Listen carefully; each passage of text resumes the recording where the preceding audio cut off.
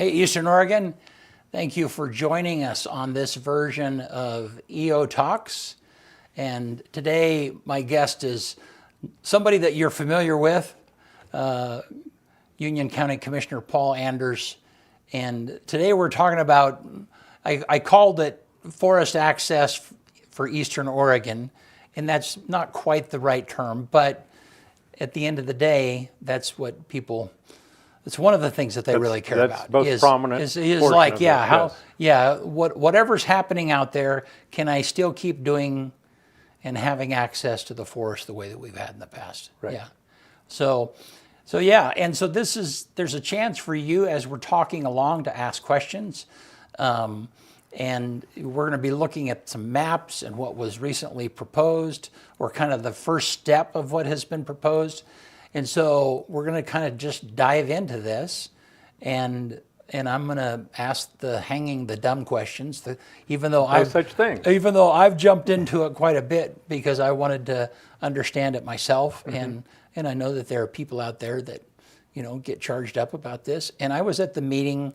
I guess let's start back. So there was a meeting that I was at, probably, what was that, 2010? Was it that early? Oh gosh. 2012? Forest planning in this region has been going on really for better part of 20-some, maybe close to 30 years. Yeah. It's been going on for quite some time. My involvement started, give or take, 6 years ago when the Forest Service revised plan for the three forests, which are the Malheur, the Wallowa-Whitman, and the Umatilla National Forest, was withdrawn. Never had happened before. And the Forest Service really kind of went back to the drawing board and said, we've missed the mark, we've missed the mark, and how do we engage better and come up with a plan that's going to be functional. And through a series of discussions with the Forest Service and county commissioners as a group, it ended up over a fairly long period of time forming what's called the BIC, Blues Intergovernmental Council. And that's made up of Forest Service employees, county commissioners, representatives from different agencies, whether it be Oregon Department of Forestry, Oregon Department of Fish and Wildlife, federal agencies, and tribes. And we've had, I think, very good participation from the tribes, sometimes more often than not, depending on what their work schedules look like. But there are portions of this process that the tribes have been very involved in. Okay.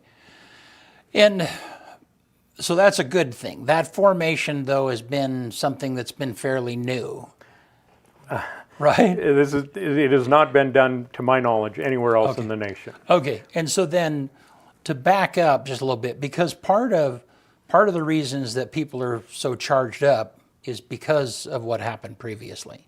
True. Yeah. So and let me back up further than that. Okay. So the Forest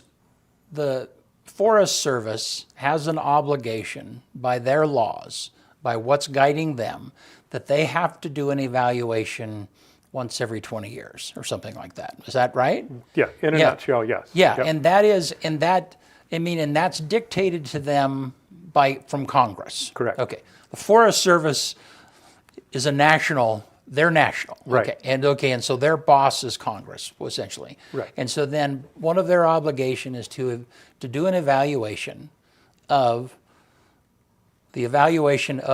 wilderness areas. Or are they probably doing it? I don't know. Am I saying that right? There is a number of things. Okay. Each forest in the nation has a forest plan. Sometimes they will combine them, such as the three that we've got. And they are, like you said, there are specific steps that they are obligated to go through in their planning process. Okay. And one of them is, and this from the planning process, which we are just starting, there's 10 steps basically. Okay. And we are on step 1, and that is the inventory of the lands that are out there. What do we have? What's it look like? What characteristics do they have? And from that, they produce these maps. Okay. And if you're able to bring up the map. Well, hang on just a second. Okay. So I want to, but what I'm trying to get at is that this evaluation process has been something that's been happening for 20 years, every 20 years for the last 60 years. I mean, this isn't the first time. Right. It's not like there's something new that's come down and, oh, the Forest Service has to, check that box. This Correct. is something they have been doing. And when I talked to Eric, is that who you said? Who's the Umatilla County? Umatilla National Forest Supervisor Eric Wattridge. Right. He, he could tell me, yeah, we did this in the 80s, we did this, okay. And so now, what they did an attempt at this, and this is when people got so angry. So then they kind of did a top-down evaluation Of their process. And clearly that didn't go over well. And so then they withdrew that thing, which has never happened before. Right. Okay. And then out of that process is like, okay, we need to make this more local. Okay. And then out of that, they formed this BIC. BIC. Yes. Yeah, it's a government to government. Right. There are no private industry in there. There's no conservation groups. There Okay. aren't user groups. There are and no special interest groups of any kind. Okay. It is government official to government official trying to get a plan put together that is going to be durable, viable and durable. Okay. All right. And so then just recently, there was the very first meeting that happened. Okay. Now we can talk Very about the first maps. public meeting. Very first public meeting. Okay. Yeah. And as part of the process, again, which is brand new, and they were open to the public, we got kind of preliminary reports that came in and talked about species of conservation, or talked about things that they were finding that really thought needed the attention of everybody on the BIC. Okay. So we got those. There were some county commissioners that had some issues with parts of it, and they rewrote that draft plan, taking into consideration some of the things that they had heard from the county commissioners. Okay. And also, one of the comments that I had in that draft document, climate change was in there 94 times on a 97-page document, or vice versa. 90 out of 90, give or take, right. on that many pages. And I'm not saying climate change doesn't exist. Right. But I'm thinking that if you're going to put that much focus on it, why don't we put that much focus on our economy and how the federal regulations, the Forest Service's policy, and beyond that, litigation that the Forest Service is subject to, and then whether it stops an action or forces the Forest Service's hand in one way or another. Why don't we focus on that as well? Okay. So, and they are taking that into consideration. And I know we're getting a little bit off topic. No, it's okay, yeah. But we've also got the socioeconomic report that was done part of the BIC. And I've talked about that before with you. The withdrawn plan had the socioeconomic portion of it talked about the characteristics of our economy. And when you read it, you could see glimpses of our economy. But it was so generic, could have been any Western place with timber and recreation. This was the previous plan, or this? Correct. One? This Okay. is the previous plan. Okay. So one of the things that I really focused on, I think probably because of my background in education, using so much data, is getting a socioeconomic study done that really reflected us. Okay. In my view, the last one really started at Hermiston and went to Ontario and really never got off anywhere on I-84. Got it. This one was done at Eastern Oregon University through the Rural Engagement and Vitality Center by local people. And if you read through that, it's really, first of all, it's a lot of information, but it's a little bit disturbing as well, because if this region, which is Southeast Washington, very tiny sliver of Idaho, eastern Oregon, all the way down to Malheur County, and then west to, give or take, Crook County. If that region were a state, we would be 48th out of 50 states. Wow. Yeah, only for mean income, and only to be surpassed by Mississippi and West Virginia. Wow. And I was in a meeting last week where we were talking about this and talking about rural issues.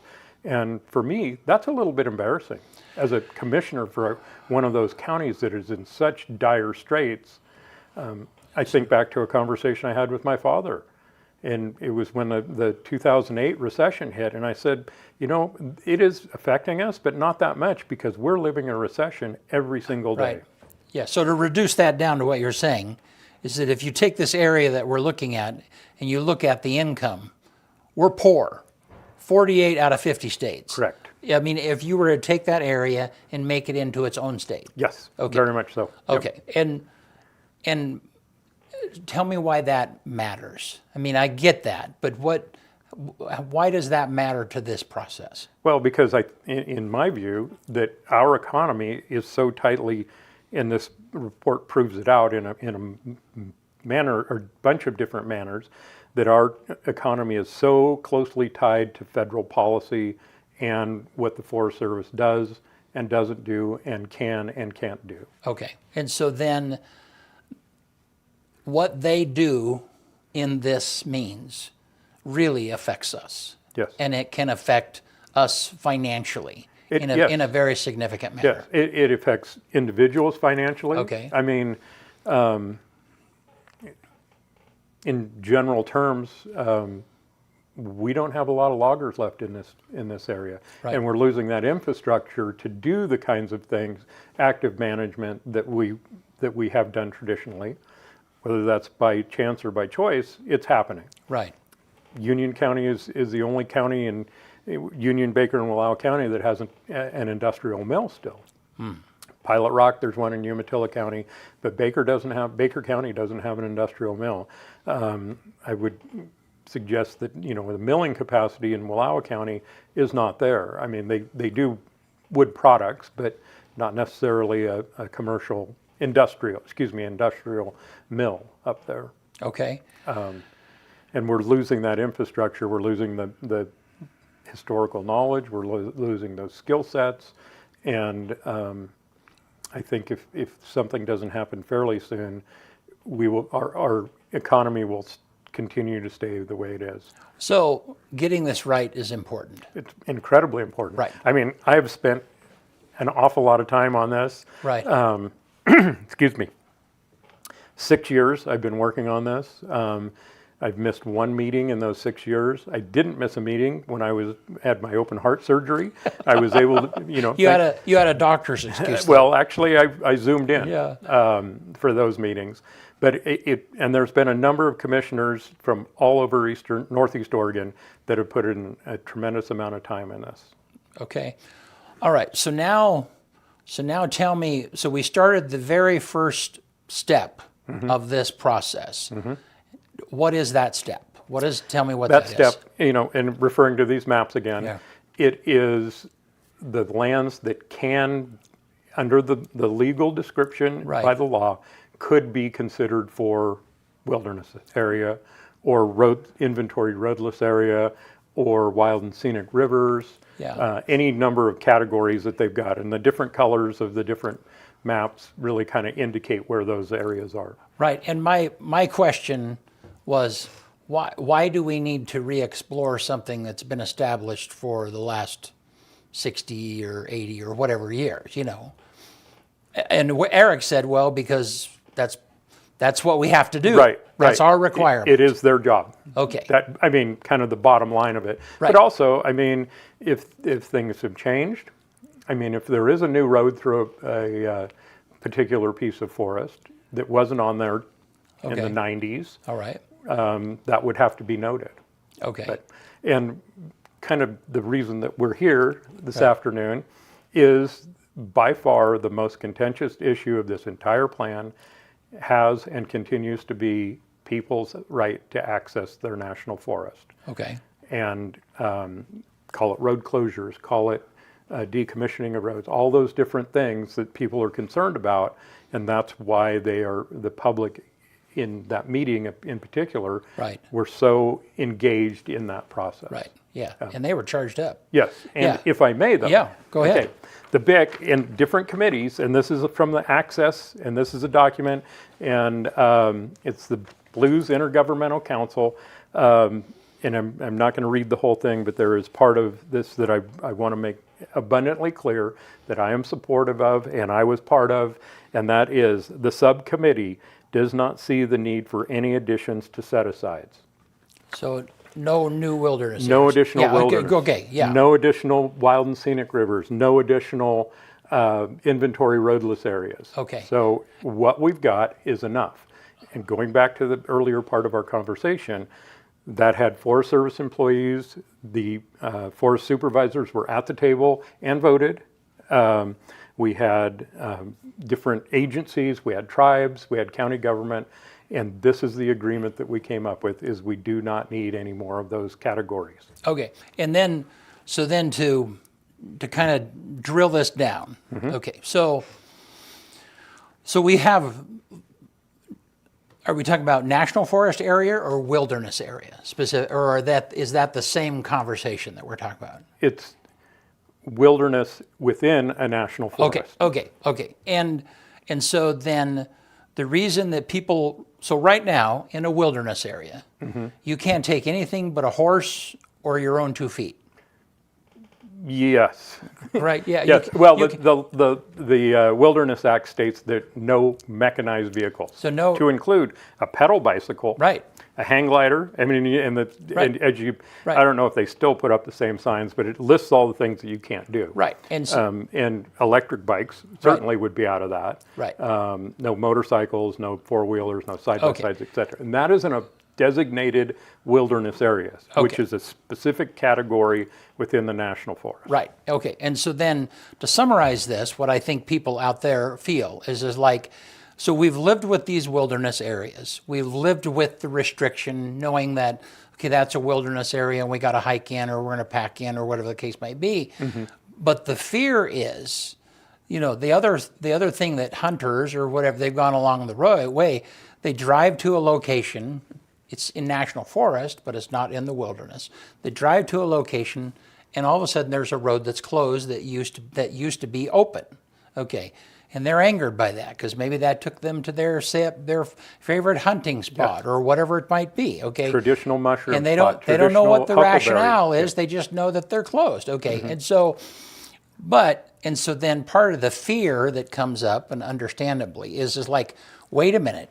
We're evaluating whether we can add more land to the wilderness area, and of course, like, hell no. That's what they're feeling. Okay, Right, and that's in a nutshell the response that the Forest Service has gotten from those meetings that you were talking right. about. And so, but just to get back to what you're saying, so as you guys have gone through this process, you felt like, yeah, we're going to go through this evaluation process that we're going to talk about here in a minute.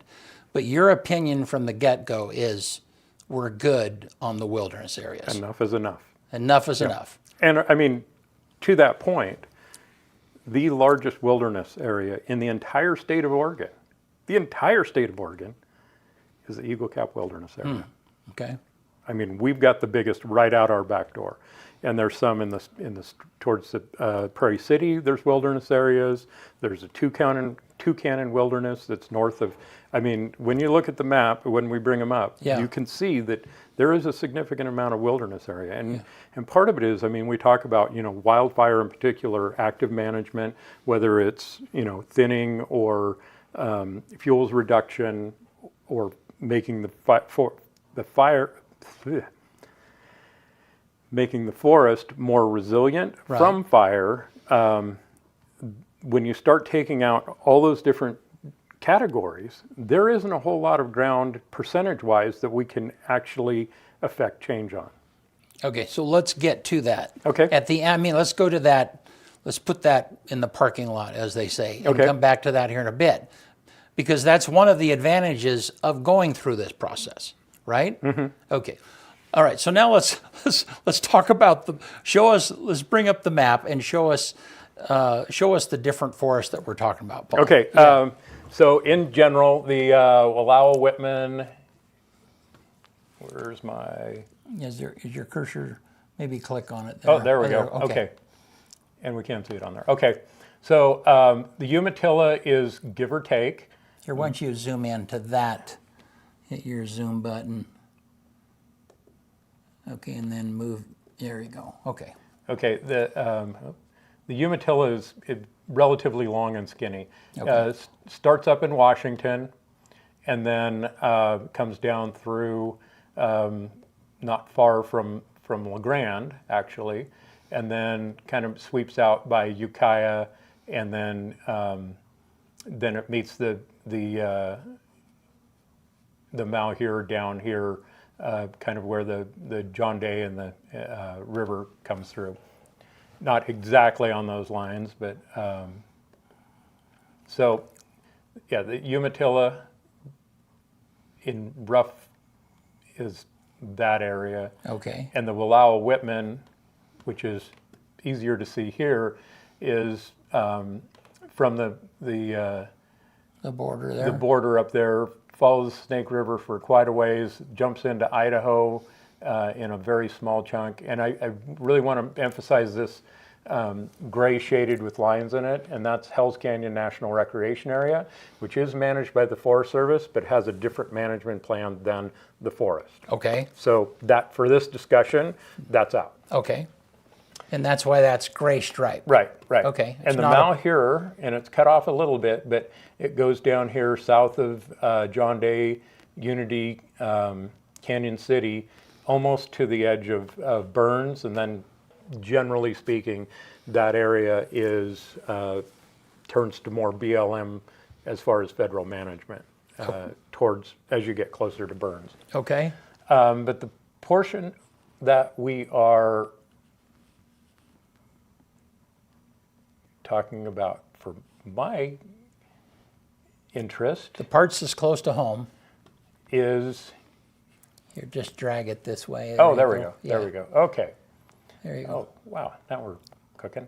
Okay. Is Union County.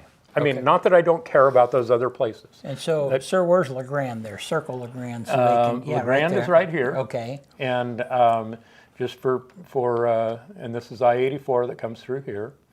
And you can see in particular up here that we've got this orange with stripes in it is what they call an inventoried roadless area. And that's actually kind of north and west of Indian Rock. Okay. Up on just on top of Mount Emily. Okay. And then you see some that are considered potential for wilderness area in the orange, like that's over there, but that's over southeast of Joseph. But there's a little bit here on the face. So the green area is current national forest? No. That's national wilderness? It is a wilderness, yeah. Okay. Which, again, is part of the national forest. Okay. And then the gray areas are all areas that do not meet any of the criteria for wilderness or inventoried roadless area or wild and scenic rivers. Okay, so then the orange, go back to the full map here for a second. So that, no, I mean, you were good. I'm sorry, go back. So I was talking to the control room. Okay, so then these orange areas are in their study. They are, the Forest Service is saying, hey, our job is to do an inventory of the potential lands that could be maybe in the wilderness areas. Correct. Okay, and so after this process, this orange part is what they have come up with. Yes. Okay. Or in the orange is actually inventoried roadless or wilderness area. Okay. And part of it is it's a can and not will, can and not may, can and may, excuse me. So they can be, or they might be, or they may be, but they don't have to be. Right. Okay. And when you think about it, Congress is the only organization that can create more wilderness. Okay. They can take these recommendations and go, oh gosh, yeah, we want to make the Eagle Cap Wilderness even bigger. Right. Going back to the work that the BIC has done for so long, that is not the recommended outcome of this process. Okay. And so you guys have felt like, okay, the green area is enough. Yes. But we don't really need to expand it to the orange area. But to go through this process, we're saying this is the area that possibly could be. Okay. Yes. And so then just a shortcut where the and the reason they had this public meeting was to present this to the users of the forest, whomever it might be. And they were depending on the users to say, okay, well, so let's go back. So then in order for something to be a wilderness area, it has to have a certain criteria. Yes. Can't have any, I don't know, tell me the things that it cannot have. And I'm paraphrasing. Right. But the Wilderness Act states that the acts of man are temporary in nature. Okay. So if you were to go in and make a fire ring and have a fire for a campfire in the wilderness while you're camping, Right. that is temporary. Okay, got Now, it. if you were to build a building, Okay. things like that, those are not temporary. Okay. And that's one of the criteria. The other criteria are, in these in particular, are the size of blocks that they were looking at. Okay. And I can't remember, I think it had to be 1,000-acre minimum on those. Okay. And again, the criterias of is it special, does it have either cultural, scenic, and there's another one, attributes that make it a special place. Right. But at the end of the day, I mean, how most people would apply that is like if you found an old ghost town that was up in the timber, whatever it might be, okay, and you saw the remnants of that town, whatever that might, or even if it was logged, if it was cleared at one point, if there was some sign of man activity, it can't be included into wilderness. That is one of their criteria. Yeah, Okay, yeah. all right. And that's one of the things they said is, their GIS information on which they base a lot of these opinions Right, or these decisions on right, are relatively new.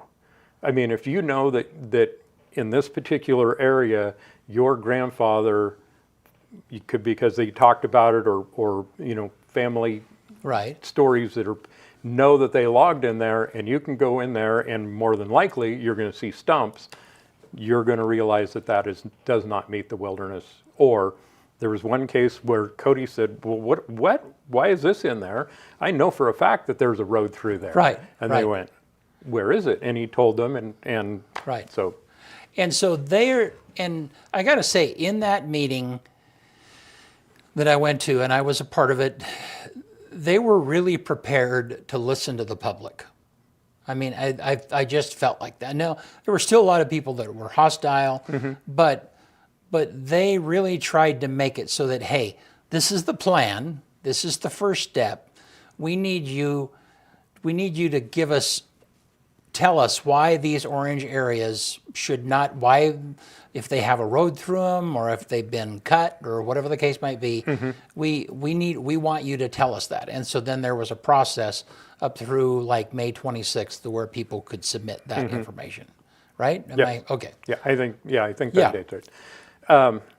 And the other thing that I'd like to say about these maps is that this is an overlay of about 3 or 4 different layers that they've got.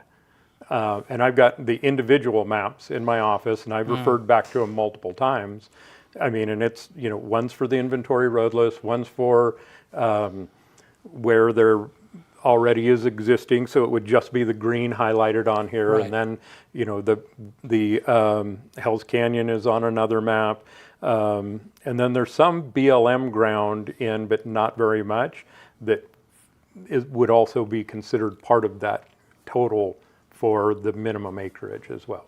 Okay. And one of the questions that I asked that was answered in a conversation was like, well, how do you, let's say that let's say that you have, somebody says, well, this is potential wilderness area. This is potential wilderness area, but there happens to be a road that goes through the middle of that. And how would you ever tell somebody like, oh, clearly they could turn off the road at any time and go into wilderness area, so part of the conversation, as I'm understanding though, is that unless it's really defendable, in other words, a wilderness area as we've seen it has distinct lines. It has a distinct border. Mm-hmm. So you can't have this orphan piece of wilderness that's separated from all of the other wilderness. Right. Well, and that's what I was referring to. Right. It's got to be they call them polygons. Yeah. But I want to say it, and I please don't quote me on this, anybody. Yeah. I want to say it's 1,000-acre minimum to and fit that sounds right. into the polygon. Yeah. And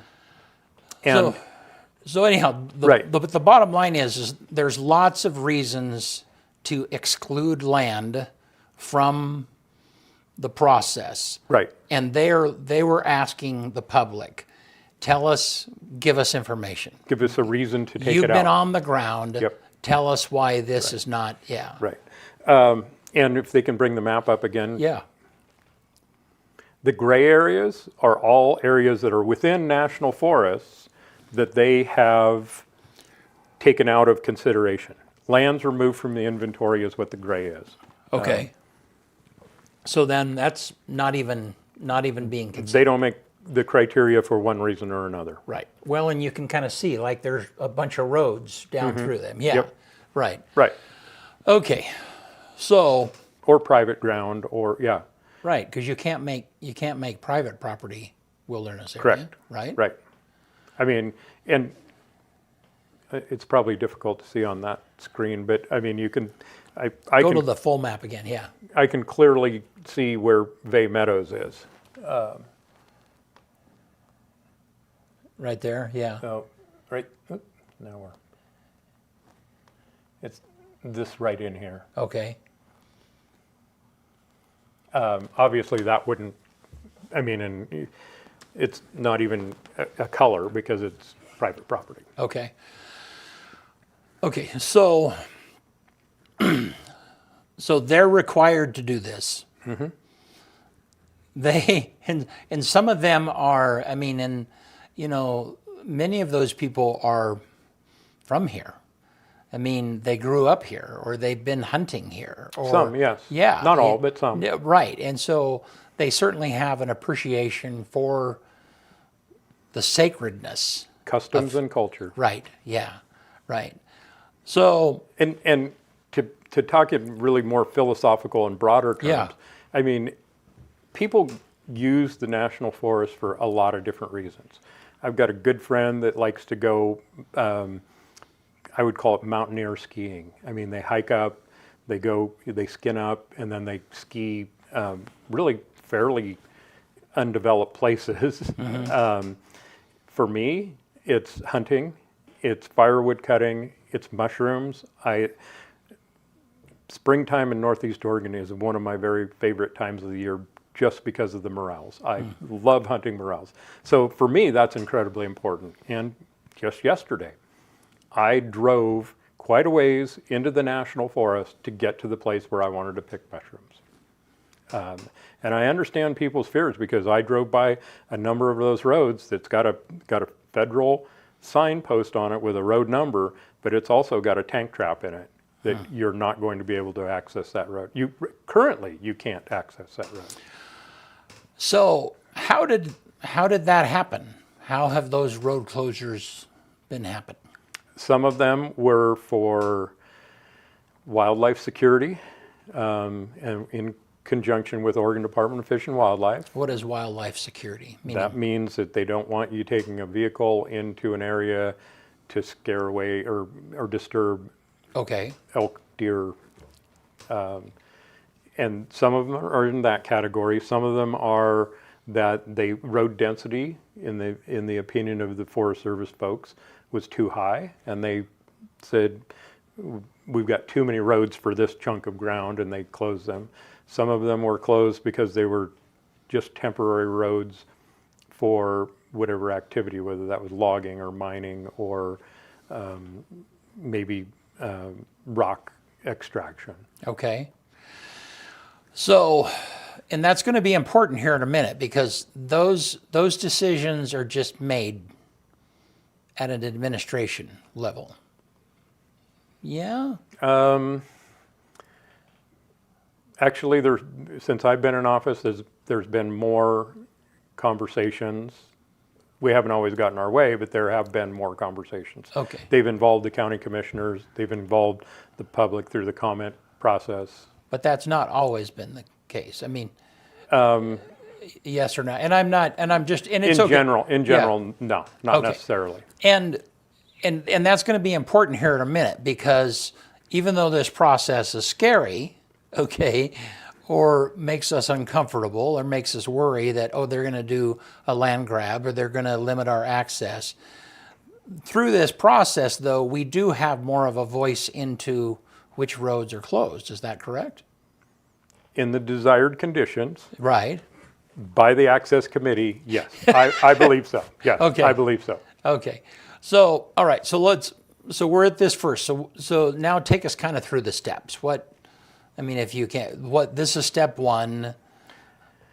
Where do we go from here? There is draft plans, there's alternatives, there's comment periods, and actually through this, they've learned that they need more comment periods and more public input. So if you did go to the meeting at the fairgrounds and participated in that and commented or objected in one way or another, whether it was by a written letter or by email or on their form, please don't stop.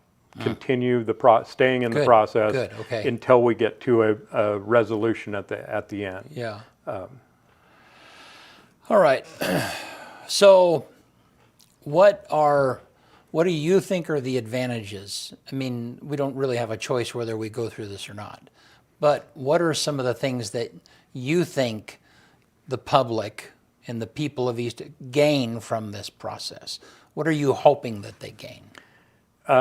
And I hate to keep referring to the withdrawn plan because Right. it's gone. Right. They did use part of it that wasn't objected to, and the science was still good, that they will use that as a framework as moving forward on some of it, but on the contentious things, not at all.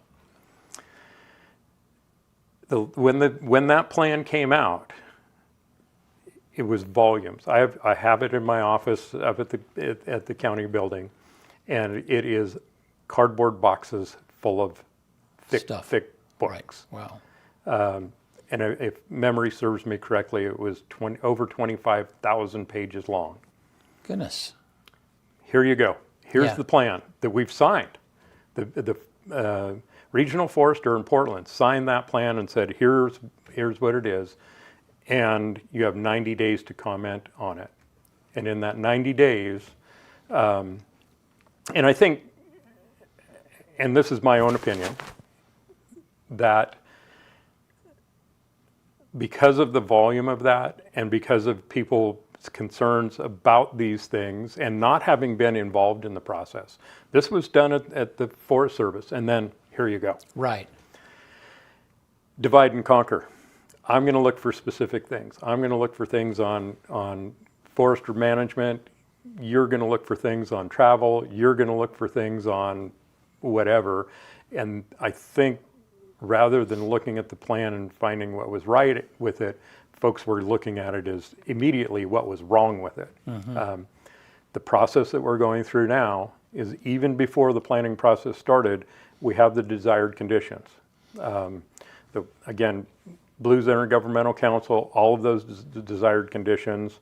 Access is in there with a minority report from one of the counties, Baker County, did not agree with the entire group. I think that, again, the meeting the other day, that wouldn't have happened under the old system. People didn't have the opportunity to talk to the Forest Service and tell them that, access is important to me, and why, Right. and where. Right. It seems like at that meeting that was like, yeah, pick one spot that's your favorite hunting spot that you don't want to give up and you get one piece. I'm trying to remember, but it was very, the input was just almost cursory. It wasn't really input, and that's totally different than this process. I mean, this process. You're referring to the old. I'm sorry. Okay, Yes. Yeah. I'm like, well, that's not the way. No. Okay. Yeah. The previous process was very. If much at all. Yeah. Yeah. So, okay. So what? Again, let's talk for a minute about management. Is there, through this process, are there some avenues of management that haven't been available to us? You know what I mean? So, forest fire mitigation, or I think I understand what you're asking. Yeah. There will be some, because all of these plans rely on it's commonly referred to as the most current science. Okay. So we know more about fire than we did even 10 years ago. Okay. That will be included and considered while making this plan. Okay. The socioeconomic portion of it that I referred to earlier, that will be part of the new plan, is hopefully a path forward that we're going to have some level of prosperity in these counties rather than not. Okay. And how would this plan make us more prosperous? Well, part of it would be, how we look at contracting for the restoration that I was just talking about, and whether it's fuels reduction or restoration for forest health, aquatic restoration. And what I maintain is I have no problem with any of those. Those are all great things, but they are not mutually exclusive to, on other lands, harvesting timber to put in our mills to provide raw materials for our country. Oregon's got a housing shortage. The governor has set an incredibly ambitious goal of housing over the next few years. We need to be able to supply the builders that material rather than bringing it from somewhere else or even another country. So to drill down on that more, it's you can restore a stream and I'm all for that. Harvest timber in a different. Yeah. Those things can be done. Not mutually exclusive to each other. Right. And you don't have to log and not do the stream restoration. Right. The other thing is, when you talk about timber harvest in a traditional manner, you're talking about putting money into county governments, Got it. schools, and the federal treasury, which I think the federal treasury could probably use an influx of some money. Yeah. Okay. So if you had to boil down maybe some of the fears that are out there and the misconceptions, what would you say? People think that this. Tell me some of those things that you would like, if you could correct, what would you say? I would say that the biggest fear is that, like you said earlier, that it's going to lock it all up. Okay. You're going to be on very specific routes from point A to point B, and that's all. Okay. And we're not going to cut any more timber. I think people are concerned about that. How are we going to deal with the fuel situation in many, many acres of our forests? And I will be the first to credit the Forest Service with, it is a huge problem, the fuel loading, but if you look at some of the work they've done, if you go up North Fork of Catherine Creek, there are some, and you can clearly see a plan at work where along the road from here to there, and it all connects. They've done fuel treatment so that they can hopefully make a stand and save. At the road. At the road. Right. The road. Right. Okay. Right. Yeah. Right. So, give me a little bit bigger view. So how is forest managed or not managed in our area? To a large degree? Yeah. By litigation. Okay. We have folks that will sue to block projects, that will threaten suits, and then be able to get into negotiations to get what they want, things like that. Because I think that, the cut is what, the target for this national forest to produce in logs per year, it's written. Right. And we're at a fraction of that right now. And a lot of that is because the Forest Service has learned they could put up this piece of property for a timber sale with these benefits for logs to a mill and fuels reduction and more than likely there's going to be litigation against them, which is really kind of frustrating when we're talking about all this energy we're putting into this plan. Right. And we're not talking about specific projects. We're talking about the entire forest plan. It's the overarching umbrella playbook, if you will, rather than a specific play for a piece of property. So When you get to the project level, that's where we tend to get litigation. So, which is frustrating. So the Forest Service, in your opinion, has been hamstrung by litigation to do what it is they're obligated to do. Yes. And that's caused our forests to be more volatile. In places, yes. Yeah. Okay. And so will this process help reduce that? Or what's the answer to that? I think so, because they're going, again, most modern science. Right. The most, they're going through this process, which is a fairly rigorous process to go through, and they can define what they've done and why they've done it. Okay. All right. Any other misconceptions that would be good to try and correct? People's understanding of what a wilderness truly is. I mean, there are, especially not so much here, Right. but in other areas, you can say, oh, they're going to the wilderness. No, they're not going to the wilderness. They're going to the woods. And that woods may be very well be owned by a private corporation, Right, yeah. private individual, Bureau of Land Management, or the Forest Service for our area. Right. And just because it's wild to compare to where you are, it's not necessarily. Wilderness is a legal definition. Right.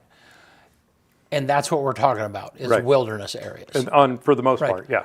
Well, and it is hard because Tanya and I went up to a little lake up above Thief Valley the other day, kind of laying up there, and as you go up through that area, you see the sign on the road that says you're entering the forest. Whitman National Forest. Yeah. Or now you're leaving but you only know where that border is. You can't really tell. You can't tell anything from that sign. You just know that you entered it, And so, it's confusing. I can understand why people would be confusing. Right. But- This is a lot like a discussion I had last week. Yeah.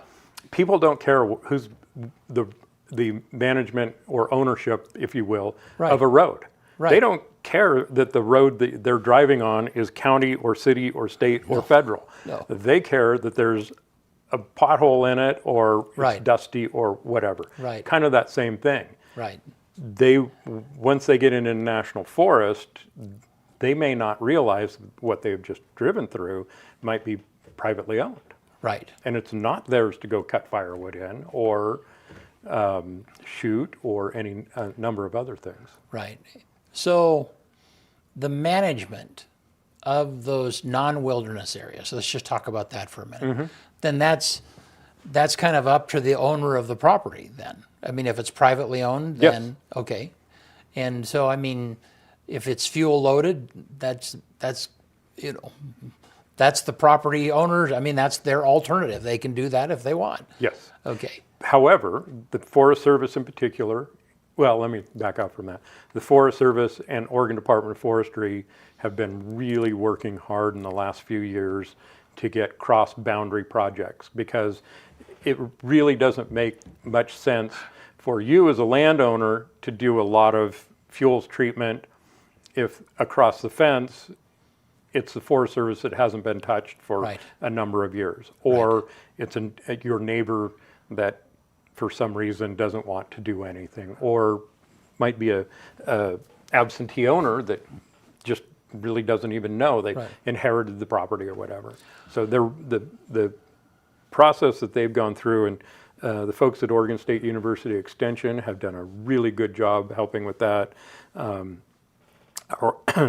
NRCS, Conservation Service, our current emergency manager, our former emergency manager, the Oregon Department of Forestry and the Forest Service are all working together so that they have this continuous line of defendable space, and really are working on, it's called cross-fence, cross-boundary work, and Right.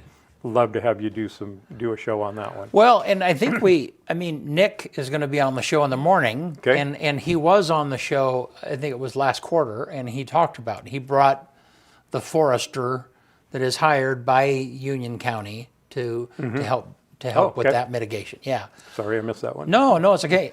So how do you help the fuel load in wilderness areas? How does that happen? You don't. You don't. So we can't. That's not treatable. There are exceptions. Okay. And they have to apply for waivers to most often it's the mode of transportation to get the firefighters to the fire, helicopter, Right. into the wilderness area. And we talked about that's a no-no according to the rules. Right. They can get exceptions to fly firefighters into the wilderness area. But I mean, if you look a few summers ago, I mean, we had fairly large fires in the wilderness area, and the Forest Service policy at that point was because of where they were, what conditions that the weather pattern was bringing, that they were going to let it burn. And we saw some pretty large plumes come out of the Eagle Cap Wilderness area. Is it a natural process? I would argue yes. I mean, they were lightning strikes that started that. Right. If you have those on a smaller scale and don't fight them, then you don't get that tremendous fuel buildup. And I've seen there's been two that have in the last couple years, and if you look at the pictures of the aftermath of it, yes, it burned. Was it ugly? That beauty is in the eye of the beholder. Yeah. But it did some really good things for the resources too. Clearing out some of that underbrush, some sunlight in there to grow grasses and forbs and brush that the deer and elk in particular would use. So, and I guess I'd never thought to ask that question, but at this point, we don't manage the forests in wilderness areas. Generally speaking, no. Okay. I mean, again, when I was working for the Forest Service locally, Yeah. I mean, we flew crews or smoke jumpers or repellers into the forest or into the wilderness area to take care of it because. Or to put it out, but there's no reduction of fuel. Oh, no. No reduction of fuel process. For A natural wilderness areas. start is really the only tool they've got for fuel reduction. Okay. So then when we talk about managing fuel loads, we're talking about national forest land that's not wilderness. Outside the wilderness area, correct. Okay. Man, there's a lot there. There is. Yeah. And even as much time as I spend on it, there's still, I learn a lot every single day, and I've said it before many times to you, I love my job. Yeah. So if I'm kind of summing up you, and please correct me if I'm wrong, so then we don't really have any choice whether we go through this process or not. Correct. Okay. You are not in favor of increasing wilderness areas. Not at all. You're not in favor of us reducing the access that we already enjoy and have. Not at all. Okay. But what we potentially have to gain is maybe a voice into the process that we haven't had in the past. Which I would suggest that we do have. Okay. I mean, again, the meeting the other night, that wouldn't have happened under the old process. Right. And this is not the only option or opportunity that people are going to have. There's going to be a number of chances for people to have their input into this process. Right. And if I'm, so we're on step 1, and there's like 10 steps, or Right. 12 steps, or 10. something like 10. 10. Okay. And please don't ask me what they are. Right. I don't have them memorized. But certainly one of those steps out there is actual access. It's road closures. It's, are we going to keep roads open? Are we going to close them? I mean, that is, and again, that's part of the fear. Right, I understand that that's Yeah. part of the fear, and it's really not part of this process because that goes down to the project level. Okay. We talked So about explain on that. a specific piece of ground. Right. If they wanted to close roads, that Right. would be a decision that's not, the plan lays out the general overall theme. Right. And then on individual projects, like in your neighborhood or my neighborhood, if you will, Right. that's where those decisions would be made. And there is provisions in there for counties to be at the table for those decisions. Okay. Is part of this money? So in other words, is part of this, I mean, all of those roads out there have got to be maintained. I'm sure the Forest Service is like, oh, that's a county road. Excellent. But is part of that out there that they've got more roads to maintain than they have money? Oh, I think that could very easily, that argument could very easily be made. Right. And so, I mean, it seems like that, and I don't know. But the flip side of that is, Yeah. there were millions and millions of dollars invested in creating those roads. Right. They Yeah. didn't just happen, Yeah. I mean, from, bulldozer work, engineering, culverts, fish passage, gravel, rock, all those things went into producing those roads. Yeah. Not, for the most part, not recently. But that is, if you look at putting a new road in, they are not cheap. Right. Right. So I consider them an asset. Right. And it's an investment that the public has already made in that. Yes. And so taking that investment away from the public should be something that should be thought over. It should be able to be defendable. Yeah. Yeah. And it's squandering Right. resources that Right. have already been expended. Right. Right. Well, Paul, thank you. Thank you. This is a pretty deep dive, and but I think it certainly helps, and I mean, we're Eastern Oregon. I mean, we like who it is that we are. I mean, that was one of my campaign slogans. We like who we are, and we don't really want to change, Right. But I mean, and we defend that. I mean, we feel those traditions. What did you had a term for it? Traditions and Customs and culture. customs and cultures. They're pretty sacred to us, and we hold them the same way that we hold the flag. It's like, and so the fear, when it comes, it strikes at a very base level Personal level. Yeah. for us. Yeah. So, well, thank you. Thank you. Anything else you want to I say before we quit? No, but I guarantee you, as soon as the camera goes off, I'll think of a dozen things, as Yeah. I usually do. And thank you for the opportunity. The one thing I would share is it's PANDERES at union-county.org is my email at the county, and the phone number is 541-963-1001. Okay.